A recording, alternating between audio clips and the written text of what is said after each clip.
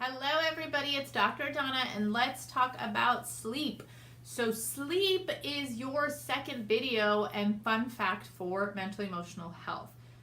I know, all of us have absolutely been there where we've been so exhausted that you can't even keep your eyes open. You don't know if you should have coffee, if you should go to your car and take a nap, if you just want to keep drinking water, you're just stuck. But imagine having that all the time. So sometimes when our mood is off, we got to take a look at what's happening with our sleep. So I know we have a 2-year-old. My sleep is all over the place at times. She still co-sleeps with us, so it's even more. I still nurse, so even more. So trust me, I feel you.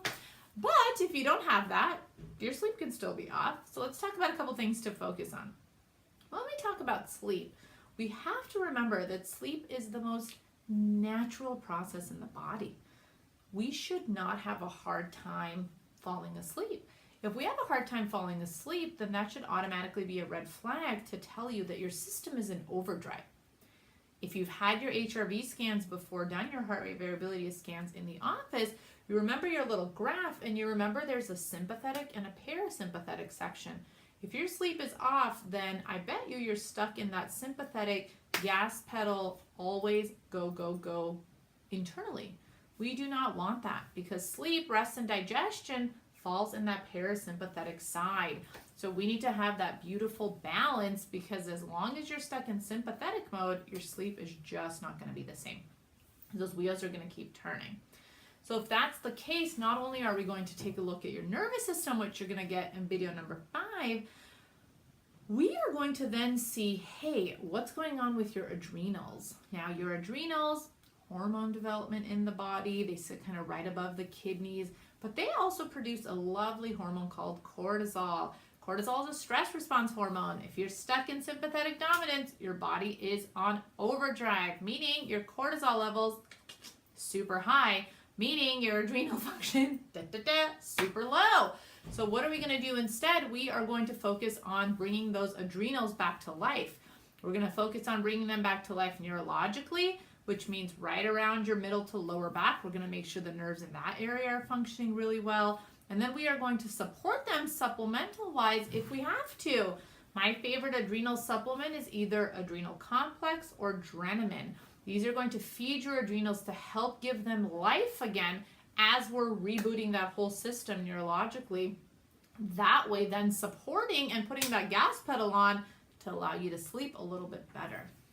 The second thing we want to focus on is our sleep environment. If you've got phones around and tablets around and iPads around and loud music and bright lights and you're just not winding down at night, that's not going to help anybody. Now, there's times where I will have to watch a useless, funny episode of something and I'll totally fall asleep with it. That's fine. But try something on your phone, put a red light on them. Now, all of our devices have a blue light and that blue light isn't so fun for our eyes. So try a red light on them. Try the red light because it'll dim that effect and it'll help us with our overall sleep. The other thing is set your mood. Some people like lavender. We have some great lavender essential oils from Young Living in the office. Make a little spray bottle, put it on your pillow, spray it in the room, diffuse it, take a nice warm bath beforehand, do some reading, figure out a nighttime routine because that's going to help bring everything down. That's going to help bring everything down mentally, emotionally as well. If we're already wired, as soon as you sniff that lavender or get your environment to be set like how it is, it's going to make a massive difference. Number 3 is use the Sleepy Time app. If you're running on too much sleep, there is a thing, or too little sleep, your mood is going to be all over the place because you're always going to be in that, oh my God, I'm so tired phase instead of, hey, I've got some good energy, let's go. So the Sleepy Time app, for example, is going to have you wake up in full sleep cycles as opposed to in the middle of REM sleep or somewhere where it's going to be even more of a shock to your system. So it's about 90-minute cycles that you do. If you get 3, if you get 4, if you get 5, whatever it might be, I guarantee you if you wake up in the times that it tells you to, you're going to feel so much more rested. And then of course, lastly comes positioning.